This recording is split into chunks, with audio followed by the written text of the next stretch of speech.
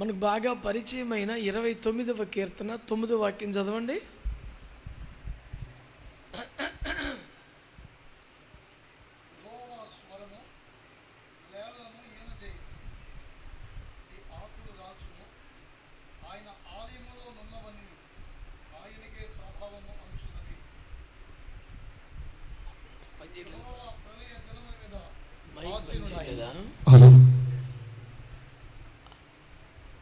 యెహోవా స్వరము లేళ్లను ఈన చేయును, అది ఆకులు రాల్చును. ఆయన ఆలయములో నున్నవన్నీ ఆయనకే ప్రభావము అనుచున్నవి. చాలు, నువ్వు ఇట్టంటే ఆయన కూర్చోమని కూర్చుని పోతున్నాడు.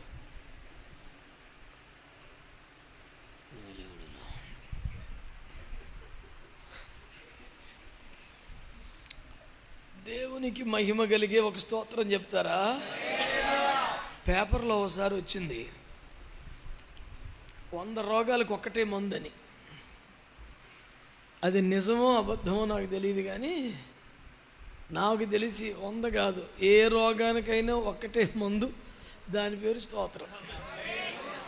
గట్టిగా స్తోత్రాలు చెప్తే ఏ జబ్బు అని పోతాయి. దేవునికి మహిమ కలుగునుగాక.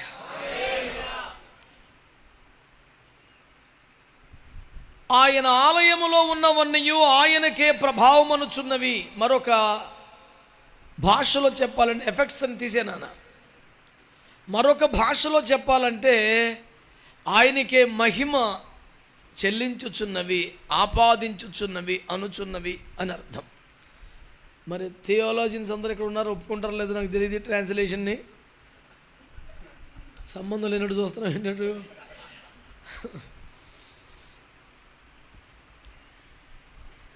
ఆయన ఆలయములో ఉన్నవన్నీ ఆయనకే ప్రభావం అనుచున్నవి. మరొక భాషలో ఆయనకే మహిమ ఆరోపించుచున్నవి. Everything that has placed in the temple of God is glorifying the Almighty. That is what the exact meaning of the whole statement.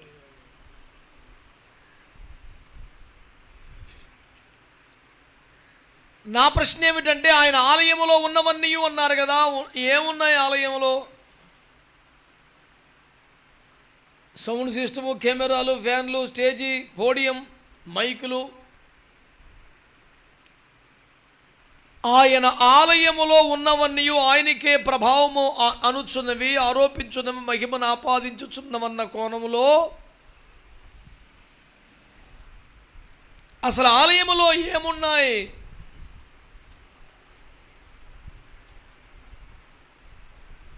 అనే ఒక కీలకమైన మాటను మనము ధ్యానం చేస్తే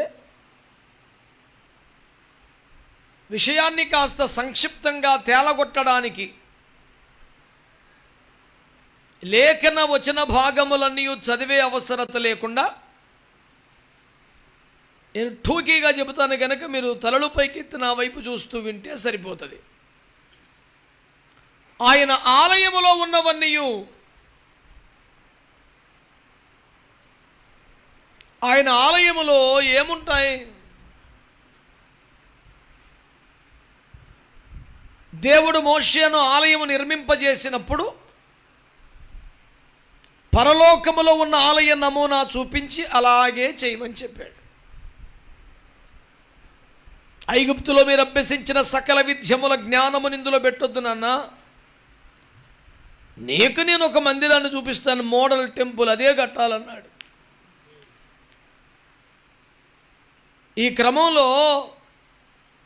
ఆ మందిరం 3 భాగాలుగా దేవుడే చూపించాడు. ఆవరణం, పరిశుద్ధ స్థలం, అతి పరిశుద్ధ స్థలం. ఈ మందిరములో అడుగు పెడితే ఆవరణం మొదట నీకు ఎదురవుతుంది. ఆవరణములో బలిపీఠం ఉంటుంది. ఇప్పుడు ఆ మందిరమైనా ఈ మందిరమైన ఒకటే కాన్సెప్టు. అసలు ఆ ఆలయాన్ని దేవుడు ప్రతిపాదించినదే ఈ ఆలయం ఎలా ఉండాలో మనకు అర్థం కావడానికి. ఊరక నేనే దేవుని ఆలయం అని ప్రగల్భాలు పలకడానికో, yes I am the temple of the Holy Spirit అని ఎగరడానికో కాదు. నేను గత అనేక సంవత్సరాలుగా నెత్తి నోరు బాదుకుంటూ కఠినాతి కఠినంగా చెబుతున్న బోధ, మీరు దేవుని ఆత్మకు ఆలయమై ఉన్నారని మీరు ఎరుగరా అనే 16వ వచనాన్ని ఎవడు క్లెయిమ్ చేసుకోవద్దు. 10 నుంచి 15 వచనాల ముందు పాటిస్తే 16లో నువ్వు ఆలయం అవుతావని చెబుతున్నాను. 10వ వచనంలో ఏం చెప్పాడు? నేర్పరిని శిల్పకారుని వల్ల నేను పునాదిని వేశాను అన్నాడు. 11లో ఆ పునాది తప్ప ఇంకొక పునాది వేయకూడదు అన్నాడు. 12లో ఆ పునాది మీద ఏ మెటీరియల్తో కడుతున్నామో చూసుకోమన్నాడు. 13, 14లో కర్రాగడ్డి కొయ్యకలతో కడితే కాలిపోద్ది అన్నాడు. వెండి బంగారం వెలగలరాలతో కడితే నిలబడద్దు అన్నాడు. 15లో పని పూర్తయిపోతే అగ్నిచేత పరీక్షించబడుతుంది అన్నాడు. ఆ అగ్నిచేత కాల్చబడ్డప్పుడు కర్ర గడ్డి కొయ్యకాలు బూడిదైపోతే కనుక వాని పనికి నిత్య నష్టము కలుగుద్ది అన్నాడు. అదే వెండి బంగారు వెలగలరాలతో కట్టబడితే నిలబడి ప్రకాశిస్తుంది, మహిమ పొందుద్ది అన్నాడు. ఇలా నిలబడితే, అగ్నికి ఆగితే, మరింత కాంతుని ప్రకాశిస్తే అప్పుడు మీరు దేవుని ఆలయం అని 16లో చెప్పాడు. నువ్వు ఎన్ని తీసేసి నేనే దేవుని ఆలయం అంటాకి అంటే నువ్వు ఫీల్ అయితే ఆలయం అయిపోతావా? పోనీ ఆశపడితే అయిపోతావా? ఒకరి ఫీలింగ్స్ మీద, ఆశల మీద ఒక మందిరం కాదు కదండి. పునాది మీదకి రావాలి, కట్టబడాలి, కట్టేవాడికి దర్శనం ఉండాలి. ఏమీ లేకుండా ఎట్ట అవుద్ది? అడ్డగోలుగా బతికేది, రోడ్లంటే తిరిగేది, పిచ్చి పనులు చేసేది, పరిశుద్ధ జీవితం కాదు, పరిశుద్ధ జీవితం ఆశ కూడా లేకుండా అడ్డగోలుగా బతికేది, మైకి పట్టుకోగానే నేను దేవుని ఆలయమని పాపిష్టి ప్రగల్భాలు పలికేది. మందిరానికి ఎందుకు రావాలంటే మందిరం ఎలా ఉంటుందో అర్థం చేసుకొని ఆ రకంగా నువ్వు మారడానికి.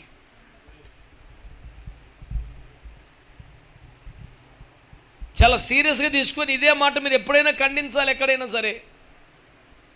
1 కొరింథీ 3:16 ఎవరికి వర్తిస్తుందంటే 10 నుంచి 15 పాటించినోడికే అన్నది సీరియస్గా మీరు ఒక సిద్ధాంతంగా చేయాలి సంఘంలో. నువ్వు ముందు పునాది మీదకి రావాయా, దైవజనుడి చేతికి అప్పగించుకో, కట్టబడు. కర్రాగడ్డి కొయ్యకాలంటే స్వస్థతలు, వాగ్దానాలు, ఆశీర్వాదాలు, వాటి ద్వారా బాగా కట్టబడతారు భక్తిలో. కానీ శ్రమలో అని అగ్నిలో నిలబడలేరు. అదే వెండి అంటే విమోచన, బంగారం అంటే పరిశుద్ధత, వెలగల రాళ్ళంటే బహుమతి పొందే భక్తి. అలాంటి వాటితో కట్టుకుంటే ఎన్ని శ్రమలు వచ్చినా ఇంకా నిలబడతారు. అలా నిలబడితే అది ఆలయం. ఎవడు పడతాడు వచ్చి నేనే దేవుని ఆలయం అంటే? రోజు రోజుకి దానికి ఉన్న విలువ తగ్గేలాగా వ్యక్తుల ప్రవర్తన, మాటలు కనబడుతున్నాయి. కనుక ఈ మందిరమైనా ఏమన్నాను? మిమ్మల్ని అడుగుతున్నాను. ఈ కాళ్ళ మీద నాకు ఎట్టా కాసిన 5 కిలోమీటర్ దూరం ఉన్నాను. మీరన్నా చెప్పండి, ఏమన్నాను? ఏ మందిరం కానీ రూల్ ఒకటే, ఈ మందిరాలన్నీ ఈ మందిరం గురించే. సింపుల్ లాజిక్ చెప్తాను. మందిరం కట్టమన్నాడు, నానా బాధలు పడి ఒంటి మీద ఉన్న బంగారం అంతా ఒలిసిచ్చేద్దా కరిగించి గుడి కట్టేశాక, ప్రతిష్ఠించేసాక ఇప్పేసి ముక్కలు చేసి నెత్తినట్టుకు వెళ్ళిపోమన్నాడు. మరి ఆ మాత్రానికి ఎందుకు కట్టమన్నామంటే నేను ఉంటాను అంటారు గుళ్ళో, నాకు ఎందుకు అన్నాడు. మరి ఎందుకు కట్టమన్నామంటే గుడి ఎట్లా ఉంటావు మీకు తెలియాలని కట్టమన్నా కానీ నాకు అక్కర్లేదు అన్నాడు. హస్తకృతములకు ఆలయములో నివసింపననే మాట కొత్త నిబంధనలు చెప్పలే, పాత నిబంధనలు అని చెప్పాడు. అని ఎవడో కొత్తగా బయలుదేరి దేవుడు హస్తకృతములలో నివసింపడని వాక్యములో లేదా ఎందుకు కడుతున్నారు చర్చిలో డబ్బులు దండగా? అరే ఆ మొక్క చెప్పింది పాత నిబంధనలోనే. నువ్వు కొత్తగా కన్ను తెరిచిన మనిషివి. నువ్వు ఇంకా ఆమూలాగ్రం ఆదికాండం నుంచి పడినాక ఒకసారి చదవను కూడా చదవలేదు. ధ్యానించేది పక్కన పెట్టు, అర్థమయ్యేది ఇంకా పక్కన పెట్టు. అందుకే ఎవడు పడతాడు మాట్లాడకూడదు. చదువుకోవాలి, బైబిల్ ధ్యానించాలి, మీ సంఘ కాపురుల ఆత్మీయ తండ్రుల దగ్గరికి వెళ్ళి నేర్చుకోవాలి, ధ్యానించాలి. దేవుని వాక్యం అంతా ఒకచోటే రాయబడదు కనుక కొంత హెచ్చదా కొంత అచ్చనదా అన్నీ పోగేసుకోవాలి. ఆ దోపిక లేకపోతే నోరు మూసుకొని చెప్పినోడు చేయాలి. అలా మరి ఎవడు చెప్పమన్నాడు ఇప్పుడు నేను? మరి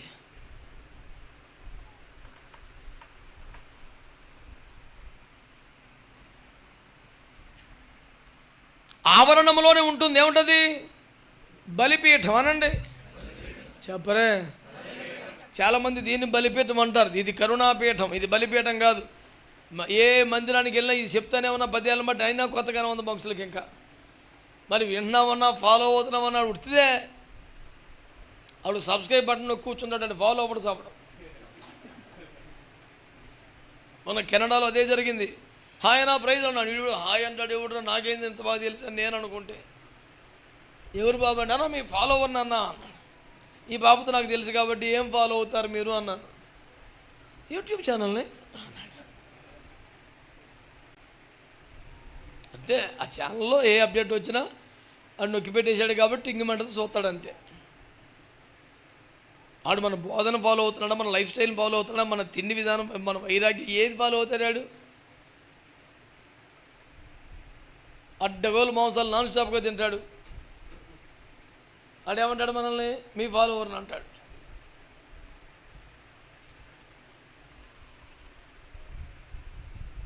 నువ్వు ఇటుకిరాయి పెట్టుకున్నాడు ప్లేట్లో, దాన్ని కోసుకొని తింటున్నాడు, హోటల్లో కూర్చున్నాడు. అదేందని నన్ను అడగబాకు, నాకు కూడా తెలియదు.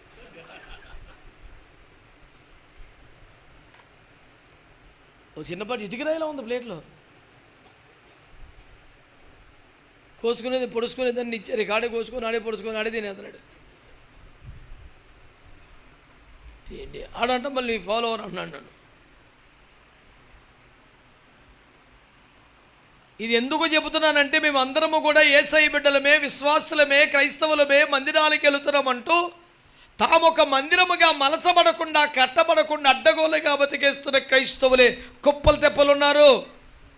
ఈ ఆలయ ప్రతిష్ఠిత సందర్భంగా దేవుని సేవకునిగా దైవావేశముతో చెబుతున్నాను, నిన్ను నీవు దేవుని ఆలయముగా మలచగలిగిన, నిర్మించగలిగిన అభిషక్త దైవ జనుల చేతికి అప్పగించుకోకపోతే, ఏదో ఒక సంఘం అనుకుంటే, ఏదో ఒక సేవకుడు అనుకుంటే, ఏదో ఒక గుడి అనుకుంటే నువ్వే మందిరం అయ్యే ఛాన్సే లేదు. ఇక నువ్వు ఎత్తబడే ఛాన్స్ అసలు అవకాశం లేదు. ఇక టైంపాస్ భక్తి చేసేవాడైతే చేసుకోండి, డ్రామా కంటే వేస్ట్.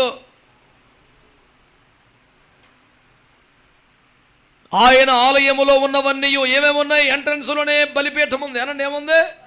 బలిపీఠం అంటే అర్థం ఏమండి? సమర్పణ జీవితం అనండి, చెప్పాలి.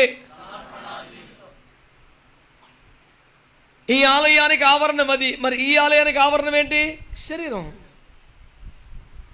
అంటే సమర్పణ ఆవరణములో కనపడాలంటే శరీరంలో కనపడాలి. నా మనసులో, నా హృదయంలో, నా తలంపుల్లో.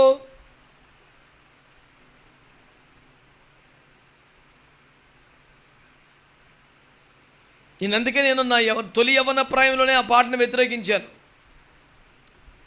మా మమ్మీ నన్ను కొట్టింది కూడా. జై అన్నిటికీ వ్యతిరేకం మాడుతుంది, నోరు కూర్చొని అంద. చాలా ఫేమస్. హృదయమే నీ ఆలయం క్రీస్తు అని గ్రామ్ఫోన్ రికార్డు కాల నుంచి మోగిపోతుంటే, మమ్మీ తప్పు కదా ప్రతి దానికి నోరు మూసుకుందాం.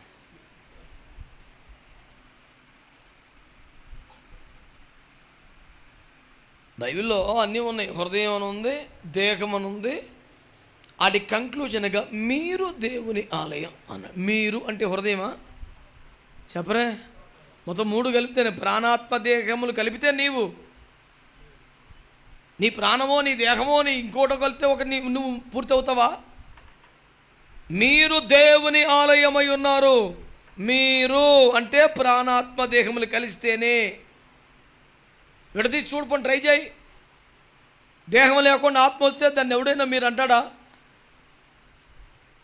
పోనీ ఆత్మ లేని దేహం వస్తే వ్యక్తిగా గౌరవిస్తారా? శవం అనే అంటారు. మీరు అంటే ప్రాణాత్మ దేహాలు కలిస్తేనే సంపూర్ణ వ్యక్తి. అందులో సమర్పణ ఎక్కడ ఉండాలి?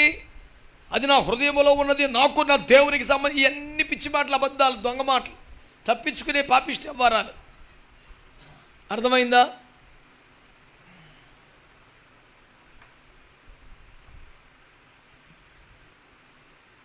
నిప్పుకోటి అంట వేటగాడు పరిగెడుతుంటే ఒక చోటకి వెళ్ళి పరిగెత్తి చిన్న గొయ్యి దొబ్బి తలకి అందులో పెడతంట.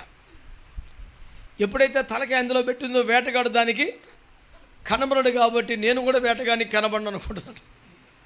అందుకే ఎవడన్నా యూజ్లెస్ ఫెలో తెలివితో కూడా కనపడదు. ఎవడు నిప్పు కూడా తెలివితే అట్లా అంటారు. పరిగెత్తి గొయ్యి దొబ్బేసి తలకి అందులో పెడితే దానికి వేటగాడు కనబడాడు కాబట్టి వేటగాడికి కూడా అది కనబడదా? అప్పుడు దాకా పరిగెత్తినోడు అప్పుడు ప్రశాంతంగా నడుచుకుంటూ చక్కగా పట్టుకెళ్తాడు. వేటగానికి ప్రయాస లేకుండా చేసే తెలివి తక్కువతనమే నిప్పుకోడి. నువ్వు చూడకపోతే ఎవడు నేను చూడలేదు అనుకో, నీకు ఏం తెలివి ఉందిరా అసలు?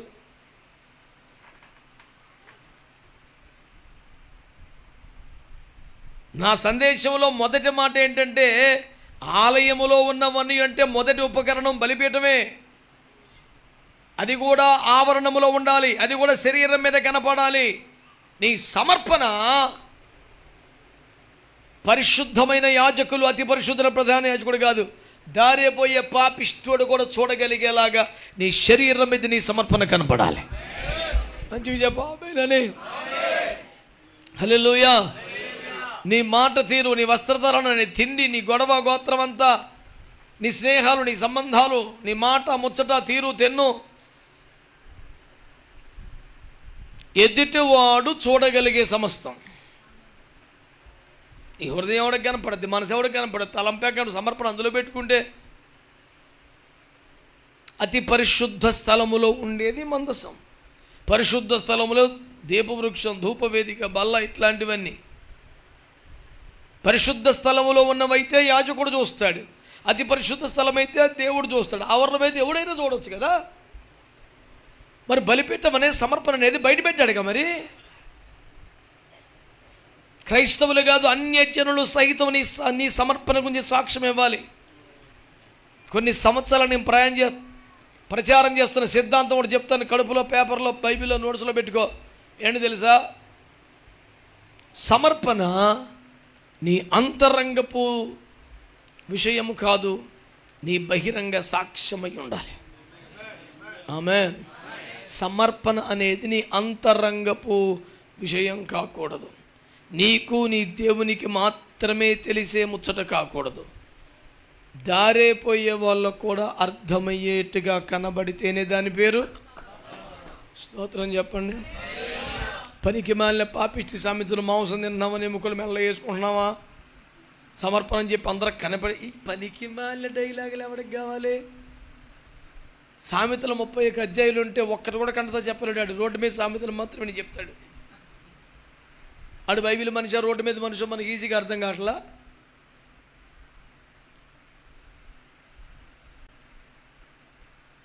చిన్నప్పుడు సండే స్కూల్ టైంలో చెప్పిన వచనాలు తప్ప ఆ తర్వాత ఒక్క వచనం కూడా రాదు. అడిగి శ్రద్ధ లేదు, ఆసక్తి పోయింది, అభ్యాసం చేయటం లేదు. సమర్పణ అనండి. క్రైస్తవ జీవితంలో భక్తులారా చెప్పండి, సమర్పణ ఉండాలా అక్కర్లేదా? మీరందరూ ఏంటి భోజనం చేసేటప్పుడు తప్ప నోరు తెరవరా? మరే అంత సీరియస్గా ఉన్నారు ఎందుకు? మిమ్మల్ని కదా అడుగుతా. చెప్పండి చెప్పండి చెప్పండి.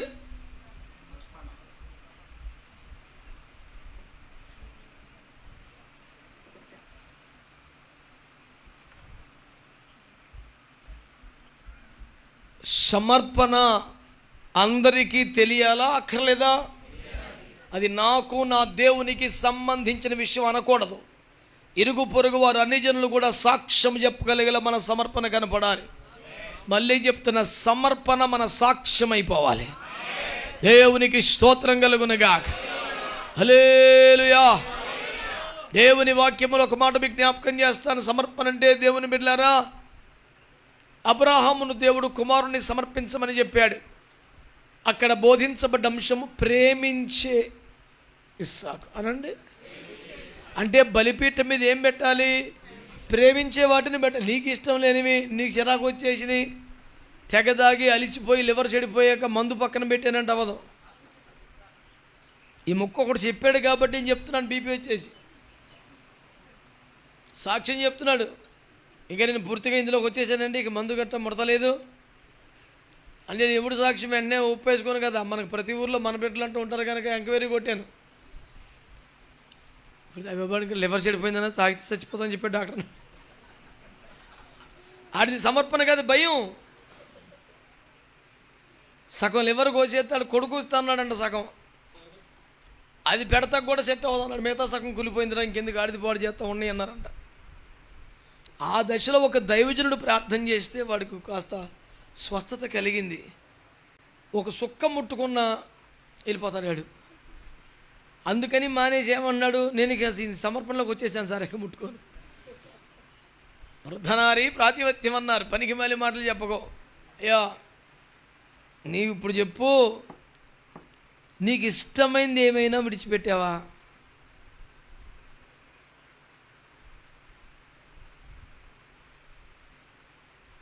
నీకు ఇష్టమైనటువంటి ఆహార పదార్థాలు కానీ, ఇష్టమైనటువంటి ఖరీదైన వస్త్రాలు కానీ, నీకు ఇష్టమైనటువంటి వెండి బంగారు నగలు కానీ, నీకు ఇష్టమైన వెలుపటి అలంకరణ కానీ, నీకు ఇష్టమైనటువంటి పదవులు పందేరాలు హడావుడులు గొడవగోత్రాలు కానీ, ఇలా నువ్వు ప్రేమించేది ఏదైనా దేవుని కొరకు బలిపీఠ మీద పెట్టేస్తే దాన్ని సమర్పణ అంటారు.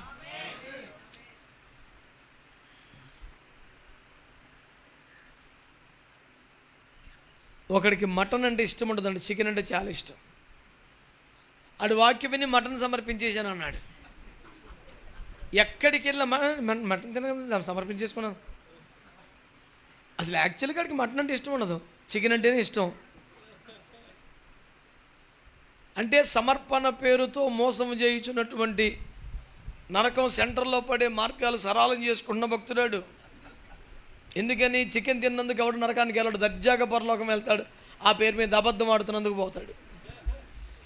ఇన్ని ఎవడు తినొద్దు అన్నాడు రా, ఇంకేమన్నా తిను, పెద్ద పెద్ద కూడా తినవడొద్దు అన్నాడు. ఎయి పడితే తినొచ్చి చిన్నగా మాట్లాడు లేరా. వాళ్ళు కన్జ్యూమ్ చేసేదేమో బేభత్సం, మాట్లాడేదేమో చాలా స్వల్పం. వాళ్ళు చూసి అసలే తోటకూర బీరకాయ తినొచ్చాడు అని మనం అనుకుంటాం. కాదు కాదు కాదు, అదంతా వేటకూరే, తోటకూర బ్యాచ్ కాదు ఆడు అసలు.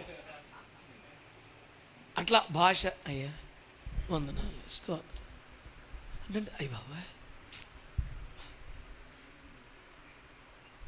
2 కేజీల నాటుకోడి అట్ట తినొచ్చాడు ఆడుకోవటానికి. ఇట్లాంటి నాటకాలు భూమి మీద ఉన్నారు నాయన. సమర్పణని సాక్ష్యం అవ్వాలి అనండి. అంటే బలిపీఠం మీద ఏం పెడితే సమర్పణ, నువ్వు నీకు ఇష్టం లేదు పెడితే సుఖం లేదు, నీకు ఇష్టమైందే పెట్టాలి. రెండో సమర్పణ ఏంటి? మోషే గారు సుఖభోగాలు పెట్టేశాడు. అతనికి సుఖపడే అవకాశాలు వచ్చినా కష్టపడడానికి ఇష్టపడ్డాడు. అసలు ఆ మాటలు ఇప్పటికీ ఎరగో, చిన్నప్పుడు సండే స్కూల్ అప్పుడు నుంచి చదువుతున్నాగా. ఏమండి, అల్పకాల పాప భోగం అనుభవించడం కంటే దేవుని ప్రజలతో శ్రమ అనుభవించడం మేలు. అసలు ఒక్క పదం మీకు అరుగుద్దా? శ్రమ అనుభవించడం మేలు. ఎవడికి అసలు అర్థమైద్దా? అది ఏందది? శ్రమ అనుభవించే వాళ్ళు ఎవరు కూడా మేలుని అనుభవించలేవు. శ్రమలు అనుభవించాక మేలు వస్తుందని అనుభవిస్తారు. నీకు అర్థమైతే అర్థమైనంత. శ్రమలు అనుభవించే వాళ్ళందరూ శ్రమ కూడా ఒక మేలుని అనుభవించే వాళ్ళు నాకు తెలిసి 10% మంది కనపడలా. ఈ శ్రమలు ఎలాగో వచ్చేసుకుంటే నెక్స్ట్ మేలు వస్తుందని. ఓరు బాబు, ఈ బాబుతంత యేసుప్రభుకి అర్థమవుతా, మనకే అర్థమైపోతుంటే ఆడికి ఎందుకు ఎత్తాడు ఆశీర్వాదం? ఆడు దేని మీద కన్నేసాడు అని తెలుసు కదా. నువ్వు దాని మీద దృష్టి నిలిపిన తోడిని ఇచ్చే ఒక రెక్కలు ధరించి నువ్వు దేని మీద ఎక్కువ మనసు పెడితే దగ్గరిపోతే దేశ రక్తమే జయం. భక్తులకు నచ్చినట్లేదు. పోనీ వారం ట్రై చేయి, ఎగిరిపోయాక మళ్ళీ సాక్ష్యం చెప్తే కానీ వచ్చి.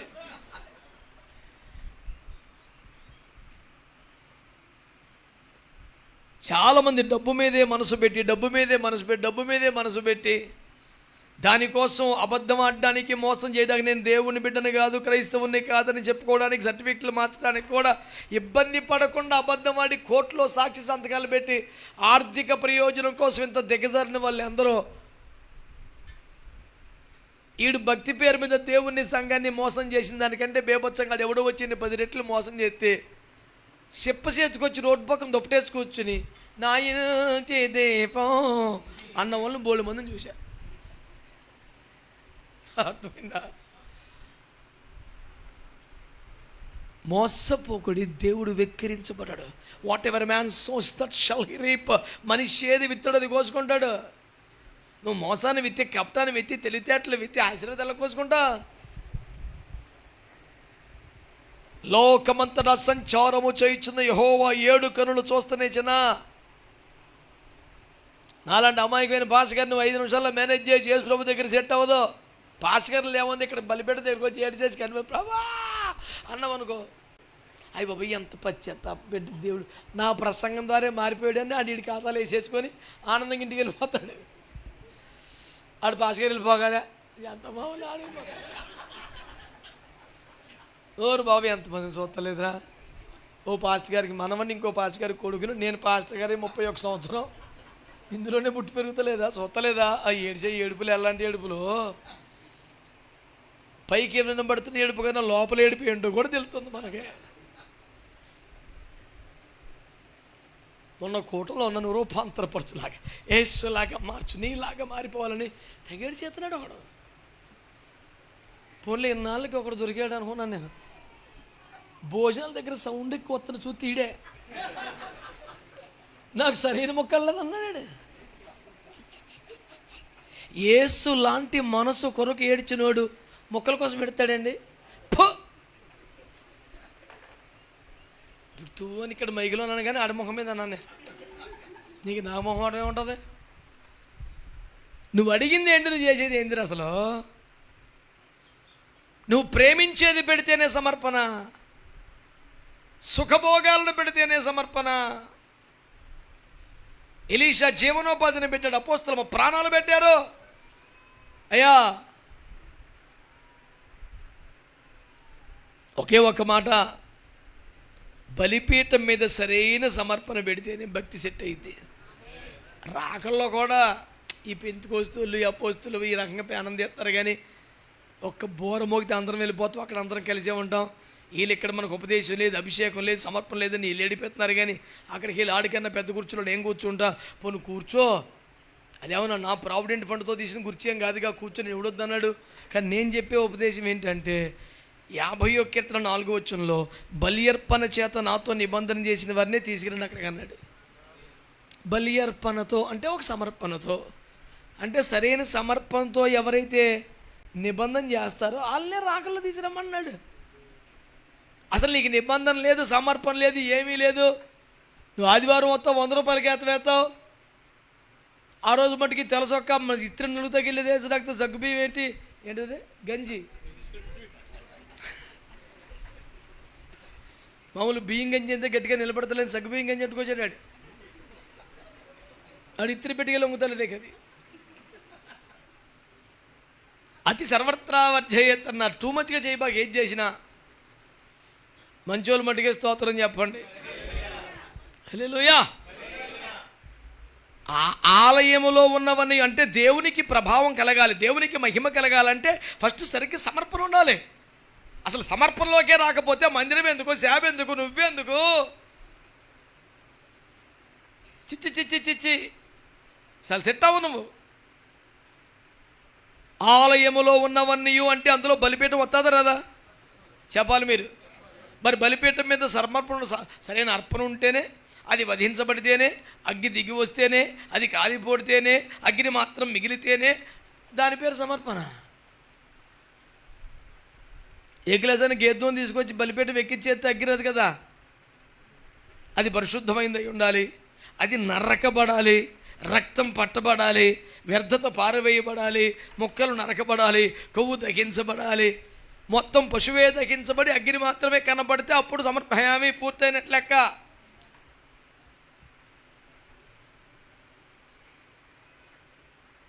కూర్చున్న భక్తులందరికీ సమర్పణ అర్థం అవుతుందంటారా? మీ సైలెన్స్ కారణం ఏంటరా? ఇది అన్నం పెట్టి తొందరగా వెళ్తే తినేసి వెళ్ళిపోతాం, లేనిపోయిన సోమ మాకు ఎందుకు వచ్చిందంటారా? మరి అంత సీరియస్గా చూస్తున్నారే. పెదలంకోళ్ళ చిన్నలంకోళ్ళ మీరు మొత్తం శాంతినగరమేనా? నాకేం తెలీదు. సగం మొక్కలు తెలిసిన మొక్కలే కనపడుతుంటుంది. 10 ఏళ్ళ మట్టు వస్తున్నాను పెదలంక. దేవుని స్తోత్రం. ఏడు కనపడతలేదు పెద్దోడు అక్కడ ఉన్నాడు. పెద్దోడు వెనక్కి వెళ్ళిపోడేంటి? అల్లుని ముందు పెట్టాలి కానీ బొత్తిగా వెనక్కి వెళ్ళిపోకు. దేవుని స్తోత్రం. హల్లెలూయా. సమర్పణ ఉండాలా అక్కర్లే చెప్పండి. నా పాయింట్ ఒకటే, ఆలయములో ఉన్నవన్నీ ఆయనకే ప్రభావం మహిమ అంటున్నాయి. ఆలయములో ఉన్నవన్నీ అంటే అందులో బలిపీఠం వస్తుందా రాదా? బలిపీఠం అంటే సమర్పణ కాదా? అంటే నీ సమర్పణ జీవితం ద్వారా దేవుని మహిమత తప్ప నా ప్రసంగం పాట ఆట దేంతో రాదు. క్లియర్గా ఉందా లేదా?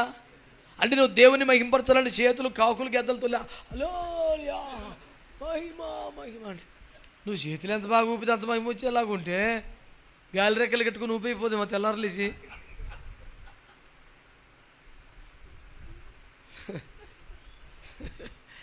ఆ కోపం వచ్చేసి పనికి మాలి పనులు. ఇక్కడ యానం దగ్గర ఏది మన హోసన గారు ఉంటారు, ఎవరిది కోరంగి చచ్చిపోయాడు ఒక ముసలోడు. ఇప్పుడు ఎదురుకుండా ఇక్కడ నా కుర్చీ ఇదైతే ప్రసంగానికి ఇక్కడ వేసుకునేవాడు. దేవుని చూద్దాం అలాలే అలాలే అనేవాడు. తుల్లి పడిపోయా ఒకసారి నేను చెప్పను రా మీ దగ్గర వాకి వెళ్ళిపోతానంటే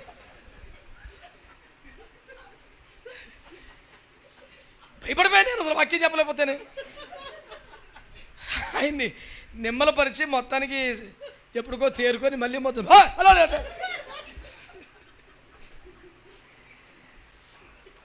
ఇప్పుడు బాగా మహిమ మహిమ అన్నాడు కాబట్టి మహిమ వచ్చుద్దా? మహిమ మహిమ ఏ అన్నాను కాబట్టి మహిమ వచ్చుద్దా? తండ్రి నీకే మహిమ అంటే వచ్చిందా? అగ్గి దిగొత్తే మహిమ అవుతుంది. అగ్గి రావాలంటే శరీరం వధించబడాలి. నీ శరీరం, నీ యొక్క భాగ్యం, నీ యొక్క లౌకికం కాలి బూడిదైతే రక్తమే దేవుని వాక్యం అన్న ఖడ్గము చేత వధించబడితే, సంఘ బలిపీఠం మీదకి రాగలిగితే, దేవుని అగ్గిని దిగి రాగలిగితే అప్పుడు మహిమ వస్తుంది. చేసే పనులు మార్చకుండా, బుద్ధులు మార్చకుండా, ఎవరలా మార్చకుండా అన్ని అట్టగా తగలబెట్టి చెప్పులు వదిలిపెట్టినట్టుగా కథ అక్కడ అడవుడు చేసి ఇక్కడికి వచ్చేసి మహిమా మహిమా అంటే కూర్చా. ఆ చర్చిలో నేను అందరినీ కొంచెం చూస్తూనే ఉంటాను, కొంచెం అడవుడు చేస్తే బొర మీద వేస్తాను. బతుకు మారకుండా యాసలు అయితే ఒప్పుకున్నా పేట పడుకోడు కూర్చా. నిజంగా మార్పు నుండి ఆత్మచేత నింపబడి అభిషేకించబడ్డ వాళ్ళు కూడా అంత కోలు చేయరు. ఉచిత అడవుడు చేస్తున్నాడు కూర్చో. ఇలా చేస్తే మనోడి దగ్గర పని అవుతలేదని చెప్పేసి వాళ్ళకి అర్థమై కుదురు కూర్చుంటారు. మారు మనసు పశ్చాత్తాపం అంతే దేవుడు వాడిని దర్శిస్తాడు. దేవునికి మహిమ కలుగునగా. ఆలయములో ఉన్నవన్నీ అంటే బలిపీఠం ఉంటుందా ఉండదా? బలిపీఠం అంటే ఏంటి? సమర్పణ అంటే అక్కర్లేని వదిలేయడమేనా? చెప్పండి. 2 సుఖభోగాలు, 3 4 మీకు గుర్తుంటుందా? బలిపీఠం మీద పెడితేనే సమర్పణ, సమర్పణ ఉంటేనే దేవునికి మహిమ. రెండోది ఏంటి? గంగాలం. దాని పేరు ఏంటి? శుద్ధీకరణ. దాని అర్థం యాజకులు కూడా. యాజకులు అంటే పాపిష్టి మంచి వాళ్ళ ఎదురా ఆ మొక్క చెప్తాక ప్యాన్ ఒప్పలేదు. ఎవరు చూశారు మీరు? దేవునికి స్తోత్రం. యాజకులు అంటేనే సమర్పణలో ఉన్నవారు, గుడార పనుమాలు పెరిగినవాడు, శుద్ధీకరణ చేయించబడ్డవాడు, ప్రతిష్ఠింపబడ్డవాడు, అభిషేకించబడ్డవాడు, మహిమ గల సేవకు ప్రత్యేకించబడ్డవాడు, జనుల పాపమునకు ప్రాయశ్చిత్తం చేసే స్థాయిలో ఉన్నవాడు. అర్థమైందా? అంతటి యాజకుడు కూడా ఆలయ ప్రవేశం చేసే ప్రతిసారి కాళ్ళు చేతులు కడుక్కోమన్నాడు. పాపి అని అర్థమా? యోహాను సువార్త 13లో యేసు ప్రభు గారు చెప్పారు మన పెద్దోడికి, ప్రభు నువ్వు నా కాళ్ళు కడగటం ఏంటి? అమ్మమ్మ తప్పు నో. దీనికన్నా ముందు పెద్ద వయసు అయిందే కదా. ప్రభు అన్నాడు, నువ్వు కడగబడకపోతే నాతో పాలు పంపలేవు, అయితే మొత్తం కడిగే అన్నాడు. అప్పుడే అన్నాడు, స్నానం చేసిన వాడు ఒళ్ళంతా కడుక్కోక్కర్లేదురా, కాళ్ళు కడుక్కుంటే చాలు. మీకు అర్థమైందా బోధ? అంటే ప్రతి ఆదివారం బాప్తిసం పొందక్కర్లేదు. నీ పాపములన్నీ కూడా కడిగి వేయబడ్డాయి. నువ్వు శుద్ధీకరించబడ్డావు. నువ్వు దేవుని బిడ్డవైపోయావు. దేవుని ఆత్మకు ఆలయం అయిపోయావు. నీ పేరు జీవగ్రంథంలో రాయబడింది. నీ తలపై యేసు రక్తం ఉండి మొర్రపెట్టుచున్నది. ఇంత వ్యవహారం నీకున్నది ఇప్పుడు. కానీ ఇంకా లోకములోనే ఉన్నావు కనుక నువ్వు ఆశించకపోయినా, కోరుకోకపోయినా, కొన్ని మాటలో, దృశ్యాలో నీ అనుమతి లేకపోయినా, నువ్వు కోరుకోకపోయినా నీలో పడతాయి. రోడ్డు మీద వెళ్తున్నావు, నువ్వు వస్తున్నావు కాబట్టి రోడ్డు మీద, భూమి మీద అందరూ బూతులు మాట్లాడతా మానేస్తారా? నిన్ను చూసే బూతులు తిట్టే వాళ్ళు ఉంటారు బోల్డ్ మంది. మరి ఏం చేస్తాం? నువ్వు బూతు మాటలు మాట్లాడకూడదు. ఇవాళ కనీసం ఒక 5 బూతులు వినాలని నీకు ఆశ ఉంటుందా? కానీ 50 బూతులు తిడతాను నిన్ను. అంటే ఈ అపవిత్రత మనం ఇష్టపడింది కాదు, కోరుకున్నది కాదు. వస్తుంది, చెవిలో పడుతుంది, కంట్లో పడుతుంది. ఆయన సందులోకి వచ్చిన ప్రతిసారి మోకరించి మళ్ళీ శుద్ధీకరించుకోవాలి. ప్రభు, నా తలంపులు ఆమేన్, నా మాటలు ఆమేన్, నా చెవులు ఆమేన్, శుద్ధీకరించుకోవాలి. మనం ఎలా శుద్ధీకరించుకోవాలి? మళ్ళీ బాప్తిసం పొందాలా? అక్కర్లేదు. ఎట్లా చేయాలి మరి? కన్నీటి ప్రార్థన. కన్నీరు గారిస్తే, అమ్మా నువ్వు కన్నీరు గార్చావు కనుక నీ పాపాలని క్షమించాను అన్నాడు కదా. కన్నీటి వల్ల పరిశుద్ధత ఇస్తాడు. రెండవది వాక్యముతో స్నానం. కడిగి పారేసే వాక్యోపదేశం దగ్గర కూర్చోవాలా, ఆటోమేటిక్గా కడగబడతాం. 3, దేవుని అగ్ని తాకితే, ఇది నీ పెదవులకు తాకింది కనుక దోషములకు, అంటే శక్తివంతమైన అగ్ని అభిషేకం దిగివచ్చి ఆరాధనలో పాలు పొందాలి. This is the process of sanctification.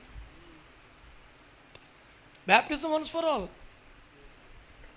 కానీ ఇది రోజు, అందుకనే గంగాలోనే ఉన్నాడు, ఆలయంలోకి వచ్చే ప్రతిసారి నువ్వు కాలు చేతులు కడుక్కోవాలంటే నువ్వు ఎన్నిసార్లు మందిరానికి వచ్చినా శుద్ధీకరణ దగ్గర ఉండాలి. ఎట్లా శుద్ధీకరించుకోవాలి? కన్నీటి ప్రార్థన చేత, పొదనైన వాక్యము చేత, నీ మీదకి దిగి వచ్చే బలమైన అభిషేకము చేత. ఆమేన్. చెప్పండి గట్టిగా అందరూ.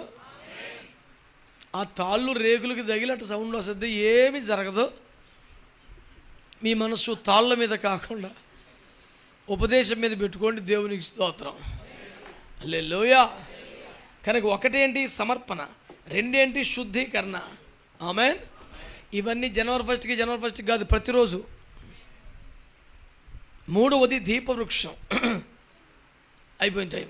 చెప్పండి. 3వది ఏంటి? దీపవృక్షం అంటే ఏంటి? పరిశుద్ధాత్మాభిషేకం.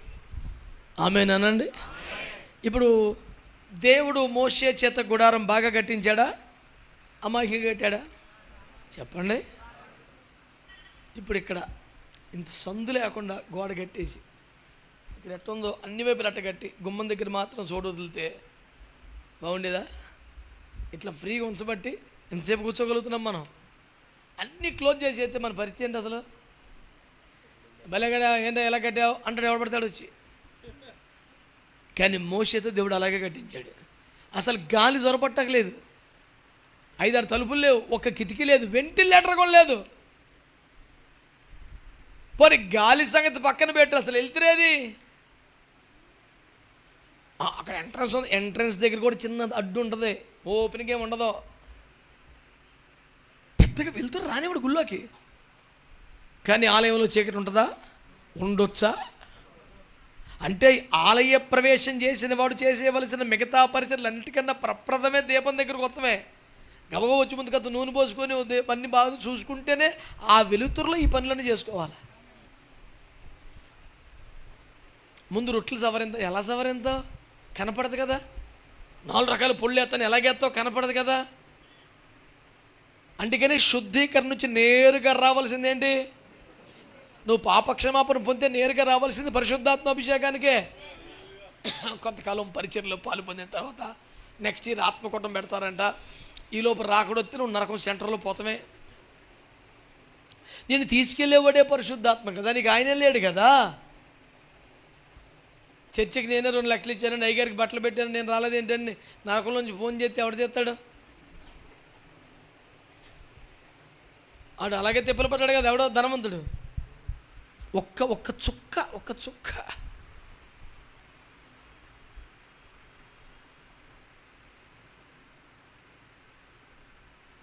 దేవుని మాటలు వినండి బిడ్డలారా.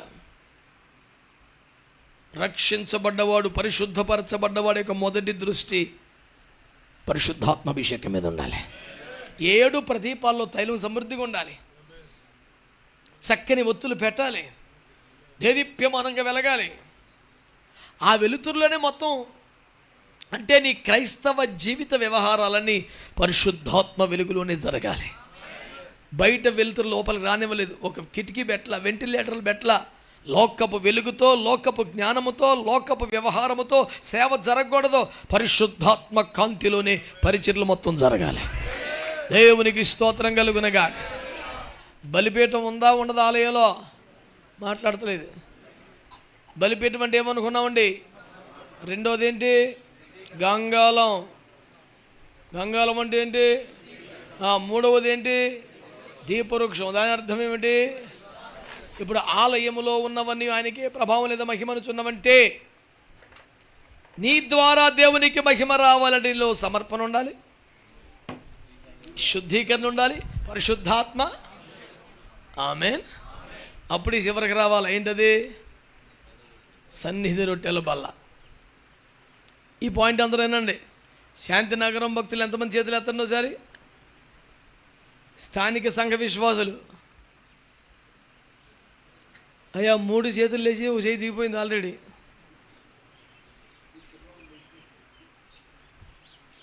అంత భోజనం భక్తులేనంటవా?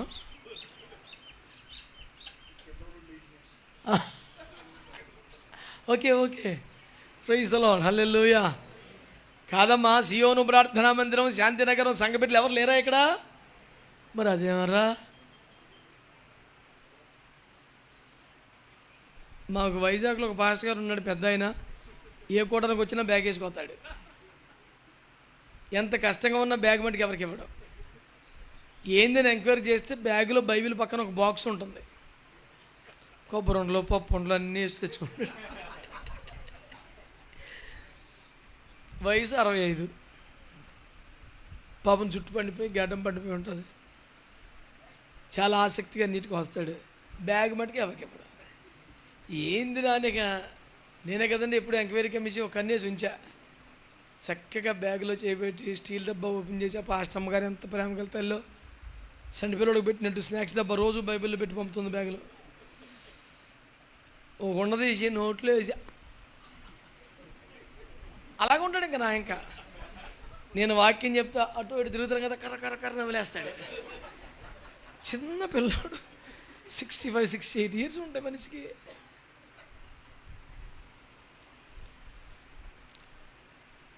గారు ఇక్కడికి వచ్చాడు అనిపిస్తుంది నాకు. అందరికీ వందనాలండి. ఆయన చెప్తలేదురా మీ వల్ల. మై గారి కోపం ఎక్కువ, గొప్ప మాట్లాడబాకండి. ఏదో నా గురించి దుష్ప్రచారం చేసే ఉంటాడు. నాకేదో డౌట్గా ఉంది. హల్లెలూయా. ఇప్పుడు కూడా పెద్దగలగలేదు. ఇందు నిమిత్తము టెంట్లో కూర్చొని స్తోత్రం చెప్పని వారందరికీ ఉపవాస ప్రార్థన ప్రతిష్ఠించడమైనది. మీరు పొరపాటున తినబాకండి చెప్తున్నాను. నాకు కూడా సాయంత్రం కూడా ఇక్కడే కనుక మీరు తినేది ఇక్కడే కూర్చొని ఉంటా. సన్నిధి రొట్టెల బల్ల అనండి. ఎన్ని రొట్టెలు పెట్టాలన్నారు? 12. ఎందుకంటే ఇశ్రాయేలు 12 గోత్రాలు. అంటే ఒక రొట్టె ఒక గోత్రానికి సాదృశ్యం. అంటే రొట్టె మనకే గుర్తు అనండి. ఇప్పుడు చెప్పండి, దాన్ని సహవాసం అని ఎందుకంటామంటే వేరువేరు ప్రాంతాలు, వేరువేరు పొలాలు, వేరువేరు కంకుల నుంచి వచ్చిన గోధుమలను ఒక్క తొట్లో కాదు ఒక్క కొట్లో కూరుస్తారు. అందులో నిలవున్న తర్వాత ఎప్పుడైనా రొట్టె చేయాలంటే నాయన 2 సేర్ల గోధుమ పిండి తీసుకురా అన్నాడు. అంటే ఒక సేరు గోధుమ పిండితో ఒక రొట్టె చేయమన్నాడు. ఇప్పుడు ఎన్ని సేర్లు గోధుమ పిండి కావాలి? 12 సేర్లు రావాలి. 12 సేర్లు గోధుమ పిండి రావాలంటే కనీసం 20 సేర్లు గోధుమ తేవాలా? తెచ్చి అట్లా రోట్లో దంచాలి, పిండి కొట్టాలి, మెత్తగా చేసేయాలి. ఇప్పుడు ఈ పిండిగా మారిన తర్వాత ఈ పిండి ఏ పొలములోని గోధుమల పిండి అంటే ఎవరు చెప్పగలరు? ఒక్కసారి మనం సన్నిధిలోకి వచ్చాక మనం పలానా అన్న ఐడెంటిటీ ఇంకా ఉంటే ఆడసలు దేవుని బిడ్డ కాదు. నా భాష అర్థమైందా? కొంతమంది బాప్తీసం ముందు 20 సంవత్సరాల తర్వాత కూడా మేము పలానా అండి, మరి మేమండి, మేము అది కదండి, మా ఎవరా నువ్వు అసలు? शैतान का बेटा, चलो यहाँ से पहले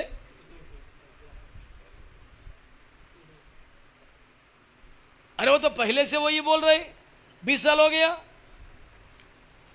पता खाते पार्टी टेका कुछ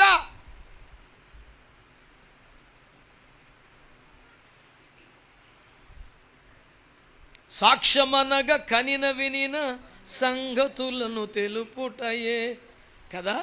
కనిన వినిన సంగతులైన లేవు, వీడి చేసిన వీడికి చెందిన అయ్యే చెప్తాడు. నా భాష అర్థం ఉందంటారా? నాకున్న సమస్యల్లో మర్మంగా చెప్పడం రాదు, అది బాధ. ఇప్పుడు దేవుడికి స్తోత్రం, మీకు అందరికి వందనాలు. నన్ను కూడా కొన్ని మరీ అలా చెప్పేయకూడదని కొంచెం మర్మంగా చెప్పాలి నేను అన్నాను. తెరచిరిగిపోయాక మర్మం ఏంట్రా, మొత్తం ఓపెన్ అయిపోయిందన్న. 2000 సంవత్సరాలు అయిపోయింది, మొత్తం ఓపెన్ చేశాడు యేసుప్రభు ఈ కాడికి ఆ కాడికి. వెలుపటి ఆవరణలో ఉన్న మనిషి కరుణాపీఠం దాకా వచ్చేయచ్చు. ఇప్పుడు ఇంకేం మర్మం ఏంట్రా? అమాయకుల్ని అమాయకత్వంలో బంధించి తెలివితో ఆటలాడుతున్న దుర్మార్గుడా మారు మనసు పొందని చెప్పాను. దేవునికి స్తోత్రం. కనుక ఇప్పుడు పాయింట్ ఏనండి, పూర్తిగా నలగొట్టబడి మన రంగు ఏంటో మన అడ్రస్ ఏంటో గుర్తుపట్టరానంతగా నలిగిపోతేనే ఆడి క్రైస్తవుడు. ఇంకా ఆనవాళ్ళు మేము ఫలానా అండి మా మధ్య కనపడతలేదు. ఇంకా ఒక గోధుమ గింజ ఎప్పటికైనా రొట్టె అవుతుందా? నీలాంటి కొన్ని వేల గింజలతో కలిస్తే ఒక రొట్టె అవుతావు. ఇతరులతో కలవకుండా చర్చిలోకి వచ్చినా వేరుగా కూర్చోవటం, అందరితో మాట్లాడకపోతాం, ఇడి వేచి ఇడికి ఉండుద్ది, 2-3 పలకెత్తారు. ఇన్ని ఖాళీగా ఉంటే కూర్చొని లేదా బయటికి వెళ్ళిపోతాడు. వీడికి ఎవరు తగలకూడదు, ఈయన ఎవరిని అంటుకోకూడదు, వీడికి ఫ్యాన్ కింద కుర్చీ కావాలా, అందరూ వీడికే వందనాలు చెప్పాలి, వీడు ఎవరికి చెప్పడం. వందనాలు చెప్పిన వాళ్ళు కూడా అందరికీ వందనాలు చెప్పడం. వందనాలు బ్రదర్ అంటే ఎరా నోట్లో ఏముంది, ఇంకా కిల్లి ఇవన్నీ మానలేదా? కొంతమంది క్రైస్తవులకు ఉంటుంది చెడ్డ అలవాటు, చూయింగం. అది వేసుకుని గుళ్ళో కొత్త, నాకు మామూలుగా అది బీపీ. అది నోటి దుర్వాసన రాకుండా, ఎదుటివారికి ఇబ్బంది లేకుండా, అది చాలా మంచి హ్యాబిట్ అండి అన్నాడు ఒకడు మొన్న. నేను అన్నాను, నీ ప్రేమకి కృతజ్ఞతలు, అసలు నోరంత వాసన ఎందుకు వస్తుందిరా అంటే, మరి అది ముందు పరిశుద్ధంగా బతుకును స్టార్ట్ చేసేప్పుడు గుడికి ఫాదర్ బా పనికి మళ్ళీ మాట్లాడుతున్నావా, నాన్న గడ్డి నవిలేసి నాన్న చెత్త నవిలేసి అదంతా మాకు దొరకకుండా ఓ నవిలేసుకుంటా మీద కొత్తనావా సైతానా. దొంగ సాక్ష్యాలు చెప్పాకు, మారు మనసు పొందు. ఫస్ట్ నువ్వు తినేయి మానేయి, నవిలేయి మానేయి, ఊసేయి పడేసిరా ఇల్లి.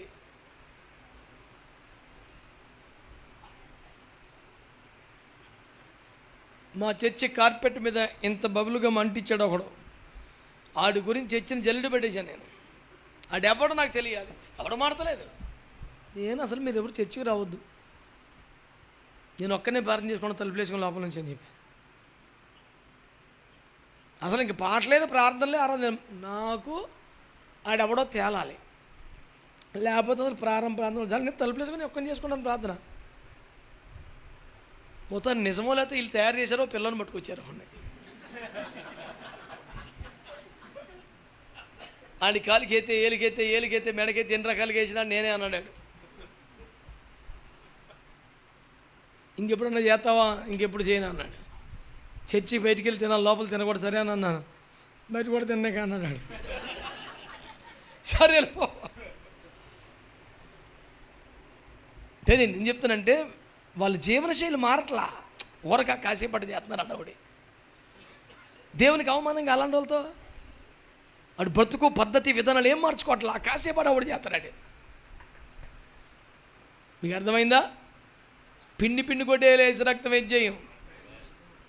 ఇంత పిండి అయిన తర్వాత ఏం చేయాలి, దాన్ని నిప్పుల మీద కాల్చాలి. 2 వైపులా బాగా కాలితేనే 7 రోజులు ఉండాలి. మరి అది కాసేపటికే బూజు వచ్చే రకమైతే కుదరదు.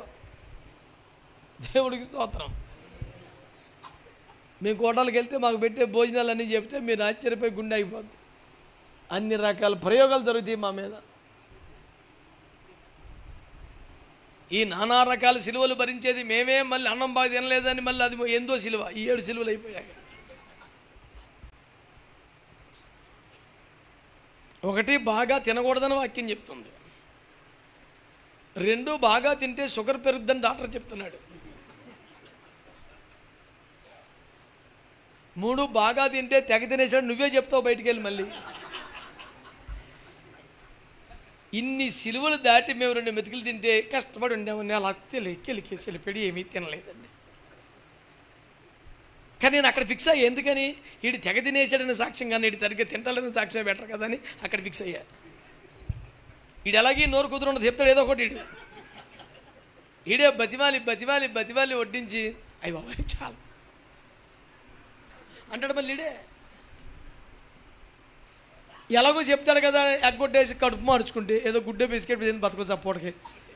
ఈ పాపిస్టోడ్ నోట్లో పెడతాం కన్నా ఓ బిస్కెట్ తిని బతుకుతాం బెటర్ కదా. ఆడు మన మీద కంప్లైంట్గా చెప్పిన సాక్ష్యమే కాస్ట్లీగా ఉంది, యేసు రక్తమే చేయి.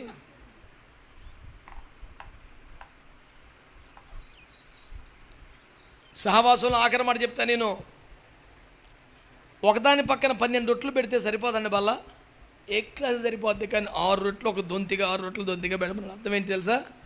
ప్రతి రొట్టె మిగతా రొట్టెలను మోయాలి అని అర్థం. కొన్ని రొట్టెల మధ్యలో నలిగిపోవాలని అర్థం. రొట్టెలన్నీ విశ్వాసులే కదా. అంటే ప్రతి క్రైస్తవుడు కొంతమంది సహోదరుల భారమును మోసేలాగా ఉండాలా. మీరు పాస్టర్ గారు కదా మిమ్మల్ని అడుగుతాను, నువ్వు ఎవడైనా ఒక మనిషి భారం మోసేవా లైఫ్లో? అది సగటు క్రైస్తవుల లక్షణం. అది ప్రతి రొట్టె లైఫ్లో ఒక్కసారి 5 రొట్టెలు మోయాల్సి వస్తుంది. యాజకుడు పని అని తెలుసా? ప్రతి ఉదయమున సాయంత్రం రొట్టెలను సవరించడమే. ఈ రొట్టెల మధ్యలో పెడతాడు, తీసి పైన పెడతాడు, పై రొట్టె కింద పెడతాడు. ఏదన్నా పై రొట్టె ఉంటే పై రొట్టెని చూసి అడవాడు చేస్తుంటుంది, కానీ ఆ రొట్టె కూడా కిందకు వచ్చుద్ది. అంటే స్టేజీ మీద పాటలు పాడి ఆరాధన చేసిన రొట్టెని నెక్స్ట్ వారం టాయిలెట్లు క్లీనింగ్ చేస్తాం, రొట్టె అడుగుని పెడతాం, యేసు రక్తమే చేయి. మరొకసారి ఆడికి మధ్యలో ఈడికి మధ్యలో శాండ్విచ్ అయిపోద్ది ఇంకో రొట్టి. అలా వీళ్ళిద్దరి మధ్యలో అసలు నాకు ఇంకేదన్నా పరిచయం కుదరదు, వాళ్ళిద్దరి మధ్యలో చేయాలి నువ్వు. ఇవన్నీ చేస్తే నువ్వు బల్ల మీద దేవుని రొట్టెగా ఉన్నట్టు లెక్క, లేకపోతే పని చేయు, చర్చికొచ్చి వెళ్ళిపోతామే. ఇలాంటి సహవాసులు నలిగితే బలపడితే అప్పుడు ధూపవేదిక. ఎందుకంటే ధూపవేదిక లాస్ట్లో పెట్టాము, అది మందసానికి ఎదురుగా ఉంది, అక్కడ దేవుణ్ణి కలుసుకోవాలి. అందుకే దీన్ని దాటి వచ్చి అవతలకి వెళ్ళి మళ్ళీ అవతలకు వచ్చాం లెక్కది. ఇక్కడ వెలిగించబడ్డాక సహవాసులు కుదురుగా ఉన్న తర్వాత, ఇతర సహోదరులను భరించేంత సమర్పణలోకి వచ్చిన తర్వాత అప్పుడు ప్రార్థనా జీవితం పర్ఫెక్ట్గా ఉంటే మందస్సు మీద దేవుడు నిన్ను కలుసుకుంటాడు. దేవునికి స్తోత్రం. మనందరూ భక్తి యేసు ప్రభువును కలుసుకోవడం కోసమేనా? యేసు ప్రభువును కలిసి వెళ్ళిపోతామేనా? నాకు కన్ఫ్యూజన్ ఎక్కువైపోతుంది. 2 యేసు బాబులు పక్క పక్కన కూర్చున్నారు, పెద్ద యేసు బాబు, చిన్న యేసు బాబు.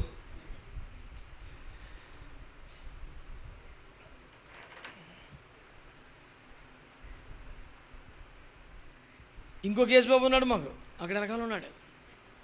మొత్తం తండ్రి కుమార పరిసరాలు 3 యేసు బాబులు ఉన్నారు ఇక్కడ. ఫోన్ చేసి నేను యేసు బాబుని మాట్లాడుతున్నానంటే స్తోత్రం ప్రభు అన్నాను నేను. అలా కదండి,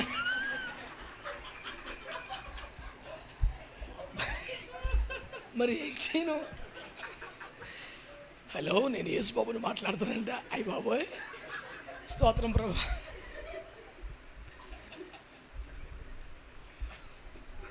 మరి చదువులేను నన్ను అమాయకం చేసి ఇలా చేస్తంటే మరి నేను ఏం చేయను చెప్పు?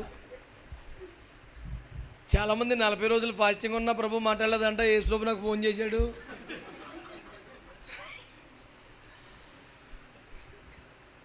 ముగ్గురు యేసు బాబులను బట్టి దేవుని స్తుతిస్తున్నాను, మంచోళ్ళే.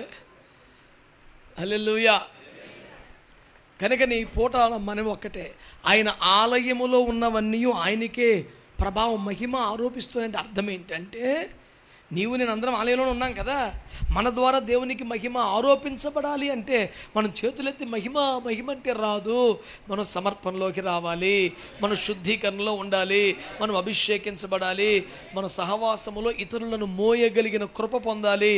అప్పుడు సరైన ప్రార్థనా జీవితంలో బ్రతికితే ఆయన కలుసుకుంటాం, మహిమ వస్తుంది.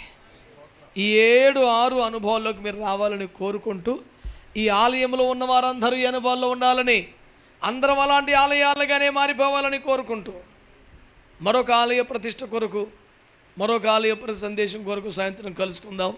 దేవుడు మనందరినీ ఆశీర్వదించునుగాక. తలలు ఉంచి కళ్ళు మూసుకుంటే ప్రార్థన చేద్దాం.